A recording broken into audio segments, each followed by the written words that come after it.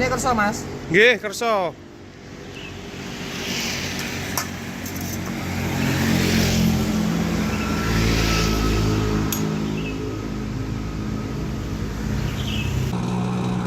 Ayo, lewat lereng Lawu lagi ya.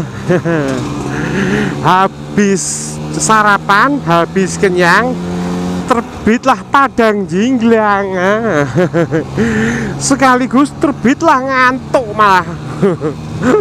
Efek kekenyangan kalau kita kurang istirahat itu malah jadinya tambah ngantuk ya. Padahal ya barusan udah tidur dulu ya ini.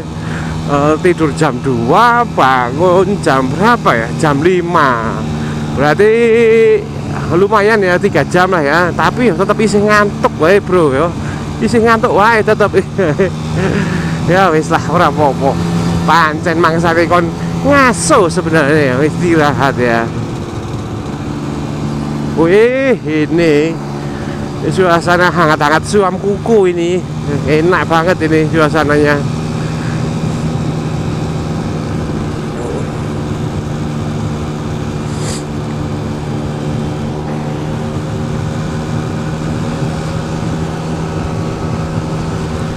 Seperti biasa, saya mau santai saja di sini ya, di sepanjang perjalanan lereng Lawu ini, karena untuk menghormati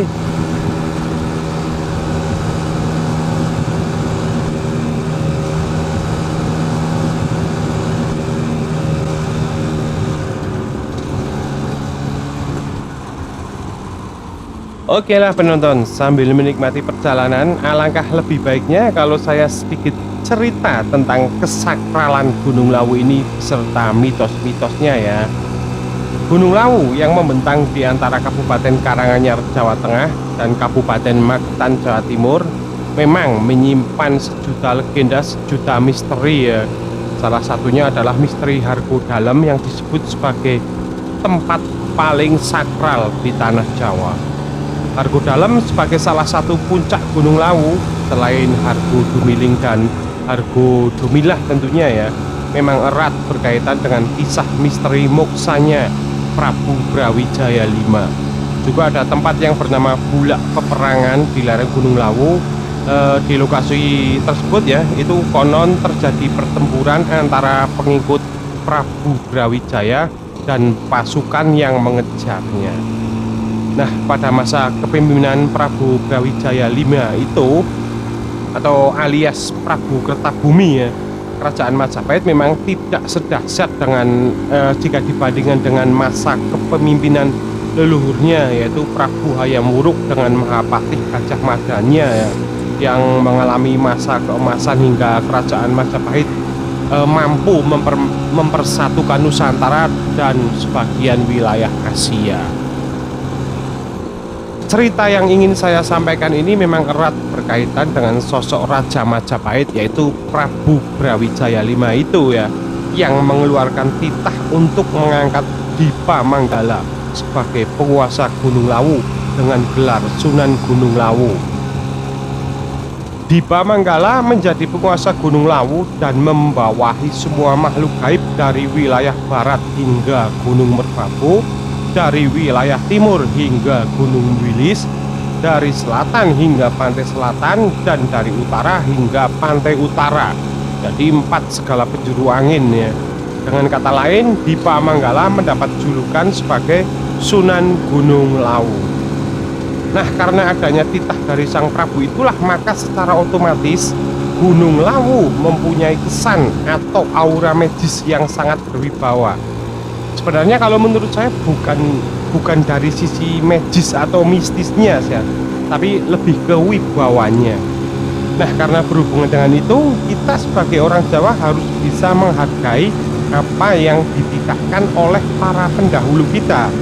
Misalkan kalau ada orang mau naik ke Gunung Lawu, ya mbok jangan berniat buruk, ojo guyon ya, jangan bercanda, jangan mengeluh, hindari berpakaian corak hijau, jangan nyampah, jangan merusak alam, atau bahkan membunuh binatang. Nah, seperti saya ini sebenarnya, walaupun naik motor, tapi ini juga sudah bisa dihitung sedang naik atau menyusuri lereng Gunung Lawu. Karena perkembangan zaman kita sudah dipermudah untuk lewat sini, ya naik kendaraan bermotor ini. Nah, jadi pada intinya bukan hanya para pendaki yang harus menghormati semua larangan-larangan itu ya, tapi juga kita sebagai pengendara kendaraan bermotor. Karena yaitu balik lagi, kita sudah termasuk memasuki wilayah Gunung Lawu. Nah, ada satu cerita lagi ya, mohon kalau memang benar ya monggo komentar, kalau salah ya monggo komentar, silahkan ya.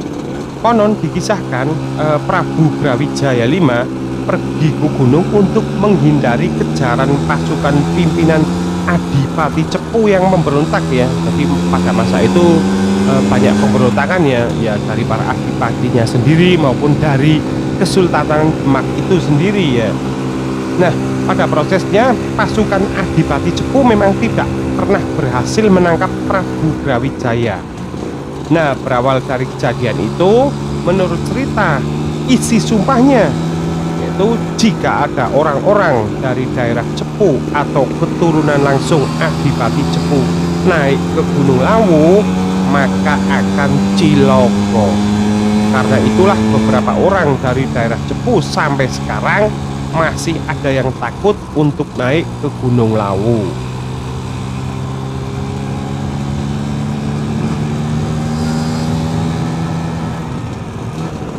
Nah, itulah ya sepenggal kisah yang saya ceritakan menurut sepengetahuan saya ya.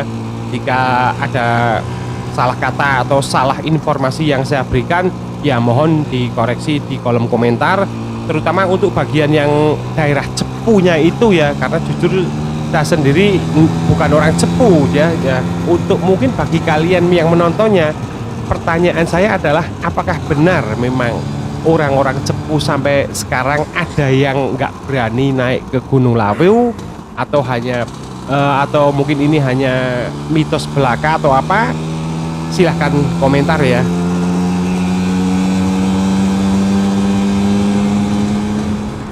Aduh, alhamdulillah ya, ini sudah memasuki wilayah Karanganyar ya. Jadi ini sekarang sebenarnya udah sekitar jam 10-an bro ya. Jadi tadi itu setelah off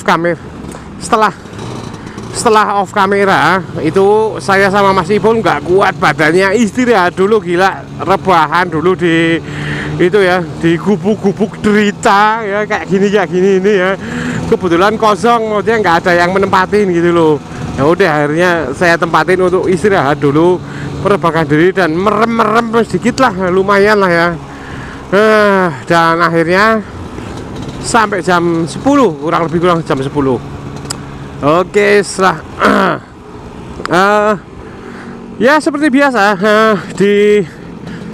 seperti di video sebelumnya, saya ya waktu lewat sini, waktu pakai Bahenon ya tetap merasakan efek mistis Tawangmangu itu tetap saya rasakan ya. Itu gila, luar biasa ya. Jadi memang harus dihormati ya, kita wajib menghormati kearifan leluhur intinya ya. Nah, kalau kalau orang Jawa bilang itu sebenarnya nguri-uri adat budaya kita, ngono lho, orang Jawa bilang gitu. Oke, semoga untuk episode kali ini akan saya tutup dulu ya, sampai di sini ya.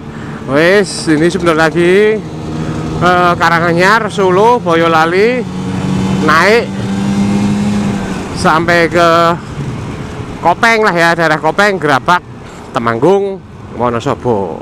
Itu.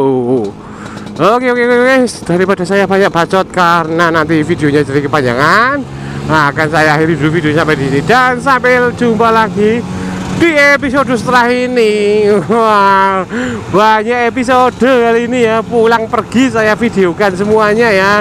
Alhamdulillah kameranya mumpuni nih ya, kameranya mendukung. Oke, tau.